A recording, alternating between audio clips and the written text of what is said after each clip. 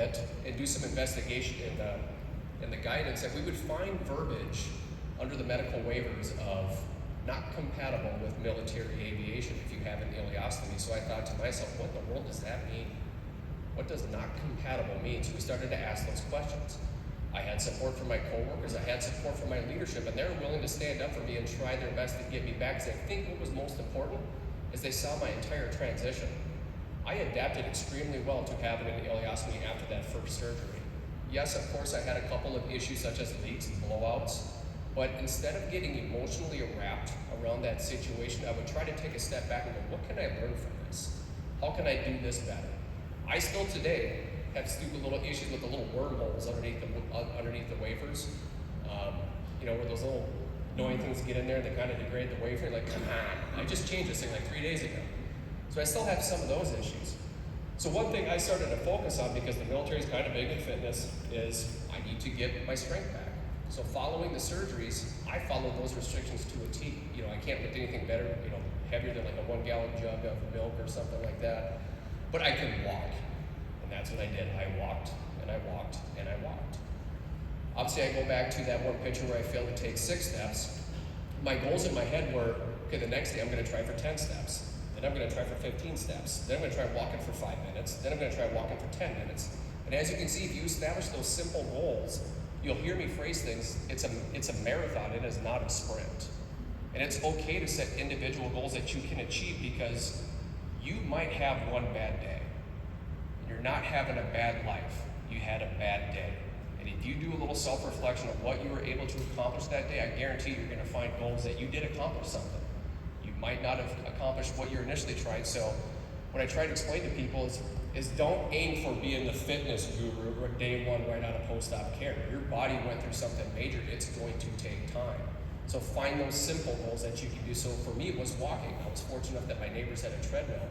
And before you know it, I'm watching an entire movie just walking and walking and walking, because in my mind, if my blood is flowing, then my body is healing, is what I thought to myself. On top of that, I did change the way that I ate a little bit. I started to find those foods that could, in theory, I could eat and it packed nutrition into my body. So I started looking at that, and I don't want to sit there and say, like, I'm a keto, I'm plant-based, or I'm on any specific diet. We just kind of looked at what we were eating and how can we do better for our family. And Pinterest was a great resource for that. You can search in there something, just healthy lifestyle foods, and you'll come up with all sorts of ideas. And for some reason, those knuckleheads love to put corn in things. And we all know, those of us who have an ostomy of some sort, I call them tracers, because if I do ingest corn, it goes in, it comes out looking the exact same. So I use that mentality too, even when I was active with the disease, if I ate corn, because I would kind of use it as a timer, like, hey, how long did it take to transit my system? Well, 6 hours, oh, there's the corn, interesting. And so instead of using corn, we chop up a yellow pepper. And yellow peppers are extremely healthy for you. So I started to do simple research on what I could do to improve our lifestyle a little bit, and not just for me, but for my wife and my young daughters. So yep, you will find me in the gym quite a bit.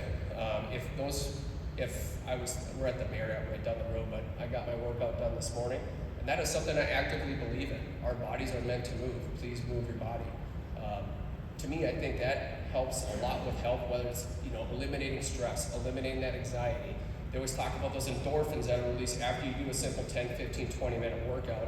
Your body does feel better. You feel better. We always talk about self-image and reflection.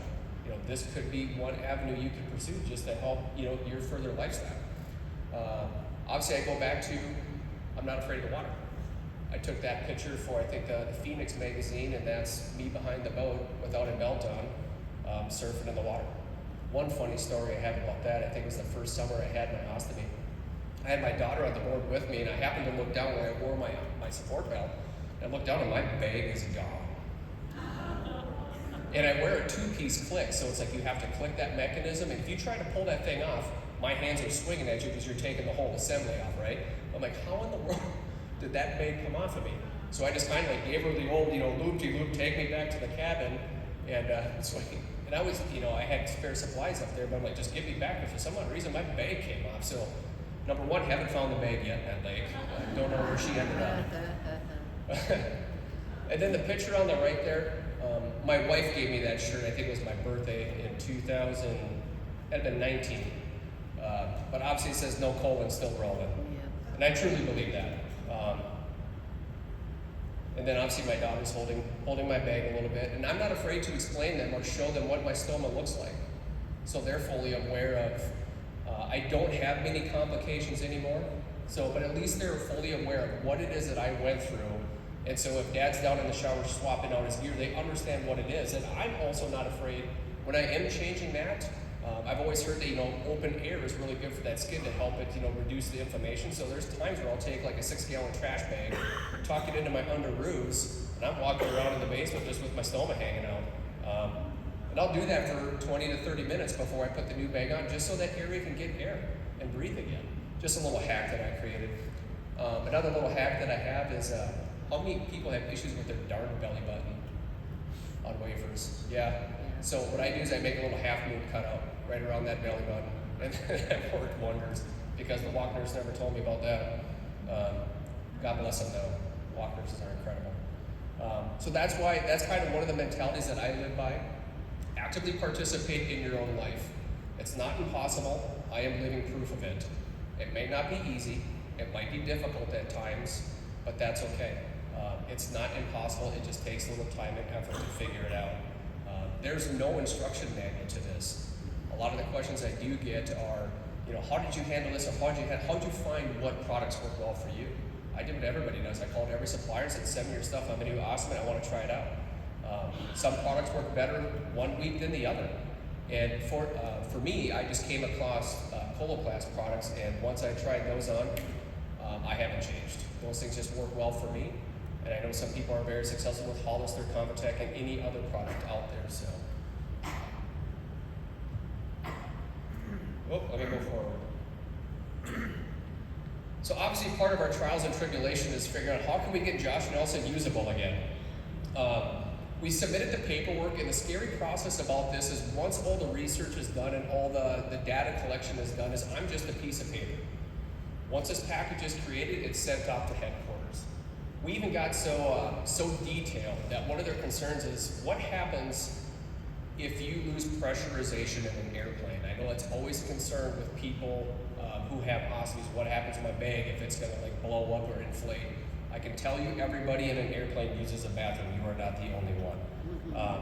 But our reasoning behind it is if an airplane depressurizes uncontrollably, yes, will my bag inflate? Absolutely, because as you go up in altitude, the pressure decreases so that air does expand. But so does everybody else's human body. So if we do depressurize and my bag inflates, there's going to be people next to you that could be defecating. So it's really, is this a big concern? Because if we do have a depressurization, it's going to affect everybody, not just me. Another concern they had was, what happens if you perform high G maneuvers?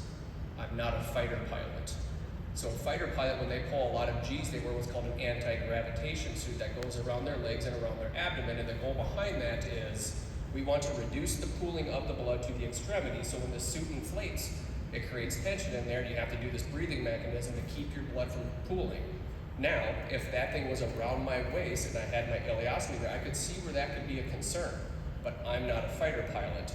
The most G's that this C-130 can perform is no more than you jumping up and down, because if I do more than that, bad things happen to the airplane.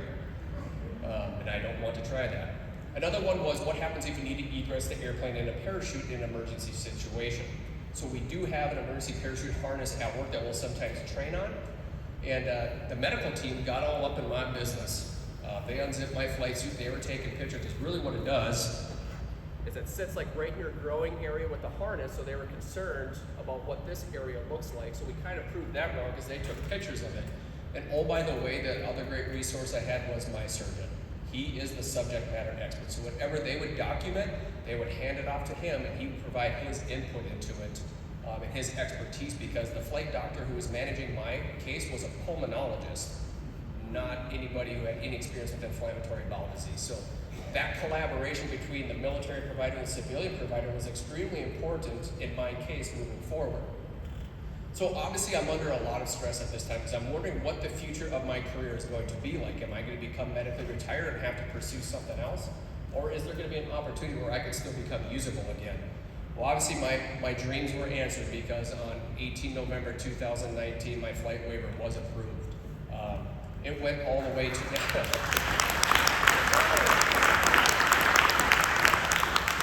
It went all the way to the top of the Air Force Command. It's called Headquarters Air Force, the people who sit at Washington, D.C. and work with the policymakers. There were people beneath them that provided their justifiable input, such as, we don't find this compatible with military aviation, we don't think this is a good idea, but that colonel, that 06 who sat and chaired that board said, I appreciate all of your input, we find this medically acceptable, approved. And I haven't looked back. I've been flying for over 3 years now. I have a couple stories about what I've been able to do when it comes to flying with an ostomy, and hopefully eases a lot of your concerns. One of them would be down in Yuma, Arizona, we do something called a high altitude personnel airdrop. And so this was great because we were able to take a very experienced crew with me as the test dummy down there, and we went up to 25,000 feet unpressurized. And the reason why we went unpressurized is because we were working with the 1st Special Operations Group, better known as Delta, with the U.S. Army, and they were doing high altitude, practice high altitude jumps. So on the way up, we're climbing at 1,000 feet per minute, up to 25,000 feet, and at about 18,000 feet, someone looked down at a small bag of Doritos, like one of those little snack bags that you can buy from any store, and that thing was like about ready to explode. And so we're all ducking because we're thinking like Dorito Chinese stars are gonna come flying at us when this thing explodes, and I thought to myself, oh my goodness, what is my bag doing right now?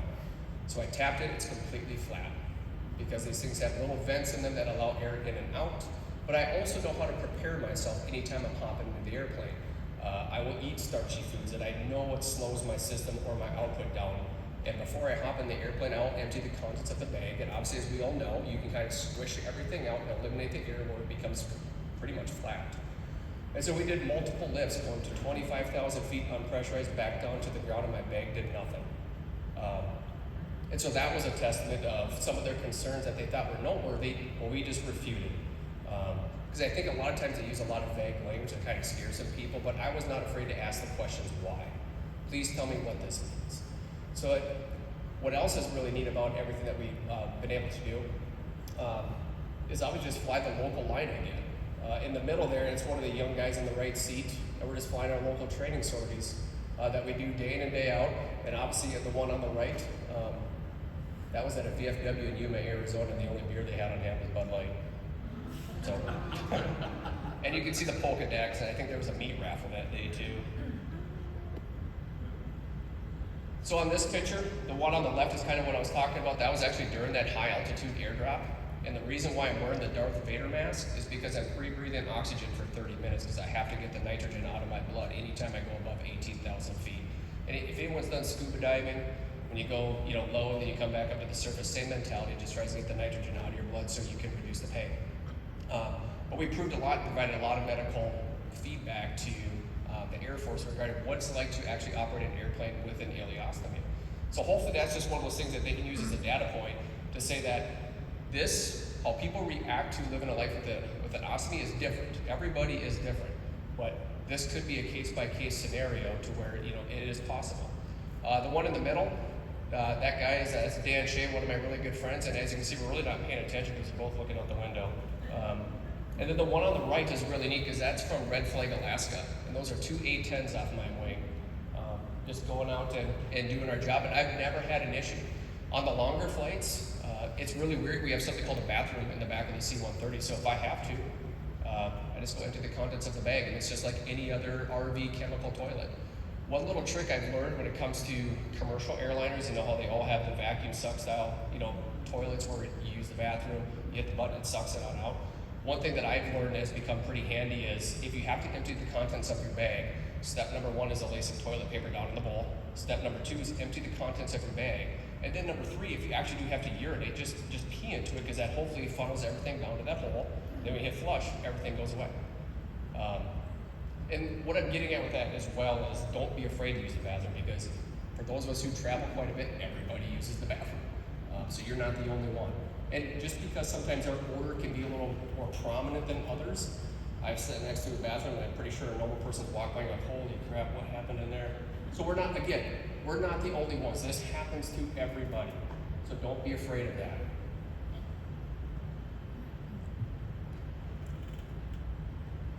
excuse me, living my life without fear on no medications. I think this was one of the goals that I thought was extremely important to myself, because like I said, I did not want my ostomy to define who I was. And that's just me living everyday life. The one on the left is me doing a daddy-daughter dance with my two girls. I make myself look like a buffoon, but they smile. And I have no problem with that. The one in the middle there, upper left, we did a family vacation to Hawaii. And that was over a 9-hour flight from Minneapolis to Honolulu. Not one problem. Use the bathroom maybe once or twice, and that was it. Don't be afraid. Everybody uses the bathroom. And now see a recent family picture. You can see how fast our girls are growing up, and then we acquired a dog as well. So even a dog is a woman. So you can see how my life is. And then the one in the upper right, that's me rocking the stealth belt in the Dominican Republic on vacation. That is how you will find me. If you ever see me out and about, I am extremely proud of my ostomy because it gave me my life back.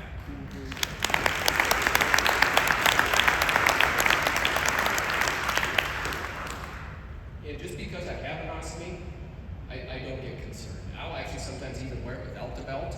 And when we were in Hawaii, I actually had some young woman come up to me. She goes, "That's a really nice fanny pack." I'm like, "If you only knew what the fanny pack was always about." But yeah.